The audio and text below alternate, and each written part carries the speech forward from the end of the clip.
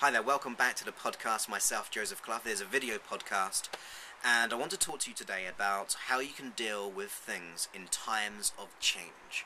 How you can actually control situations, but more importantly, how you can control yourself, because there are many situations we have to watch happen in our life that we find hard to cope with. There's a great man called Viktor Frankl, and Viktor Frankl was in the concentration camps, and he came up with a wonderful quote. And bearing in mind, this person, being in these concentration camps, having no freedom whatsoever, being told what to do, living in the most horrendous conditions, he came up with the phrase that when you can't change the situation, you're challenged to change yourself. Now that's remarkable for coming from someone in that situation, but it's something that we can really learn about. Because we can't handle every situation, or not handle, we can't control every situation. That's a better word. We can't control every situation which happens to us. Life happens. Things happen, and they can be traumatic sometimes. They can be times of absolute conflict. However, we can change how we react to them. And as he said, when you can't control the situation, you're challenged to change yourself. So, to make changes within yourself, the first thing is you've got to put your attention on the inside world of you. You've got to think, what am I lacking right now, which if I had, would allow me to deal with this situation far more effectively.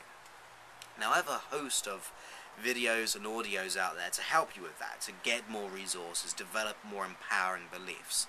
But the main thing is to be conscious of those times. When you're conscious of things happening in your life, rather going into automatic pilot mode where you lose yourself, or you become overwhelmed, or you feel as if you've got fear or anxiety or worry, it's important just to stop for a moment. Be conscious of what's really happening. Take a step back. So rather distorting the whole situation, because we can distort, can't we? We're distorting creatures, where we blow things out of proportion, we generalize things, and we go, well, this happened, so therefore everything is like this, or that happened, therefore I am fill in the blank. What I want you to do is to stop and to pay attention to your environment.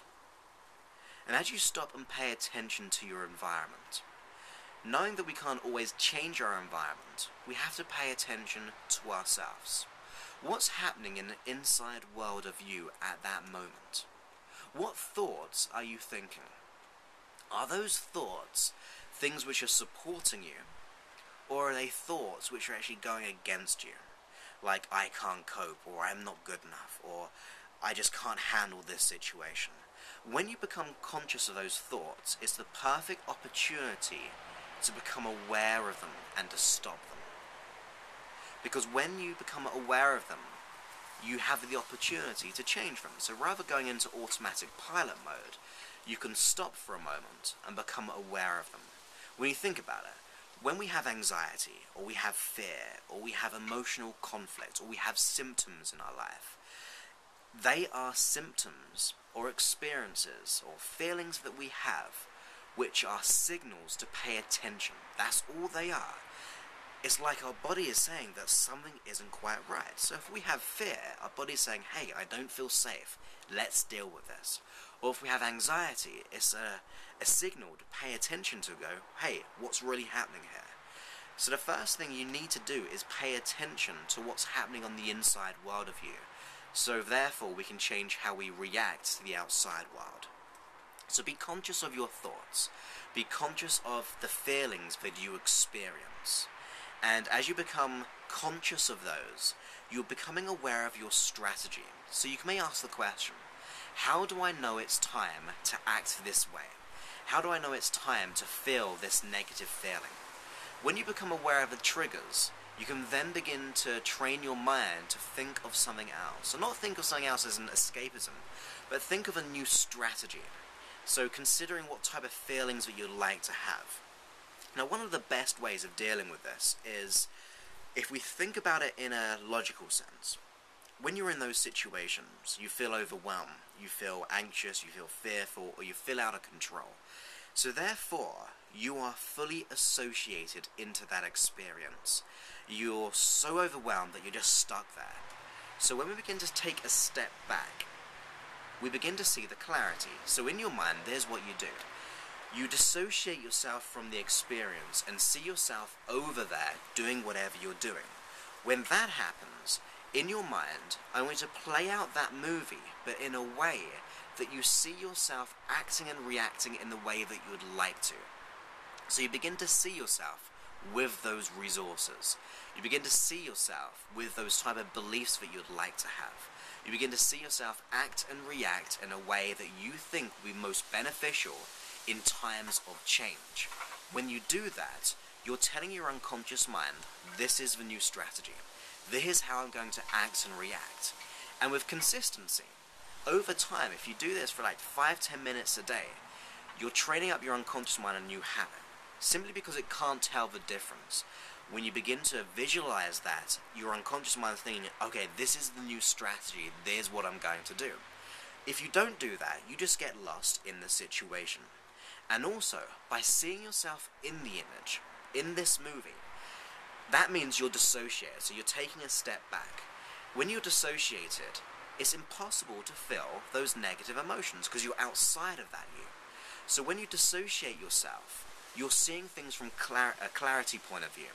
In that position, you get learnings. So another tip you can do is seeing yourself going through that situation the way you would like to. Ask yourself, what do I need to learn from this situation, which once learned will allow me to let go of the problem and deal with this effectively. So you're preserving learnings because, once again, on another note, the anxiety, the worry, the fear, the conflict, these are feelings or emotions that we experience telling us that something's got to change. They're telling us that we've got to pay attention here. So when you pay attention to it and you preserve learnings, it's a safer way of being. Fear is there to protect us. Anxiety is telling us to focus on what we want or to plan of how to act and react. So when you dissociate yourself and you preserve the learnings and ask yourself, what do I need to learn from this situation? Your unconscious mind is learning a new strategy as well. So visualize yourself acting and reacting in the right way and then preserve those learnings. Now once you do that, it's important to center yourself. So you stop for a while. When you're in times of change or stress, give yourself time to just stop and pay attention to the peace which is always there within you. Pay attention to your body. Pay attention to the feelings which make you feel good. And as you pay attention to those, allow them to expand throughout your body with those learnings. And imagine what it would feel like having made that change. Once again, your unconscious mind is always feeding from this, it's picking this up. It's like you're communicating with your body to act and react in a new way. So when you step back and you become more peaceful, you see yourself how you'd like to be. You preserve learnings and then you put your attention to that deeper part of you which is always well and good, which is always at peace, which is always happiness. When you put your attention there, it grows. Because wherever you put your attention or focus, it expands into your reality. So the very first instance of, say, 5-10 minutes of focusing on peace or relaxation or being resourceful, that attention grows into other areas of your life. So it's really important to do that, to be conscious of where you're putting your attention. Are you putting your attention on the fear? Are you putting your attention on the anxiety or the symptoms?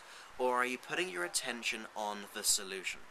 And that is one of peace, that is one of happiness, that is one of resourcefulness. So when you put your attention there, you're actually investing more energy into your life. You're expanding it into all areas of your life, and that comes through on the outside world. So when Viktor Frankl said, when we're unable to change the situation, we're challenged to change ourselves, that is what we're doing. We're going on the inside world of you, so therefore we can change the outside world of you as well. So that's a very quick tip. So let's just recap that, shall we? So first of all, You want to be able to dissociate. Oh, in fact, let's backtrack a little bit more, shall we? You want to be conscious of what you're going through. Be conscious of what you're experiencing in your environment. And then you want to just stop and be aware of that. And then see yourself over there and see yourself acting and reacting the way you like to. Teaching your unconscious mind a new way of being. At that point, you always want to preserve those learnings. So you ask yourself, what do I need to learn in this situation which will allow me to not only let go of the problem, but also deal with this situation in the most healthy, beneficial way? So we're really getting the unconscious mind to rather have fear or anxiety to preserve the learnings because they'll keep us safe. Also, by being disassociated, we don't feel those emotions. We don't experience that anxiety or worry. Then also, we want to do is just pay attention to this moment and put your attention on the inside world of you.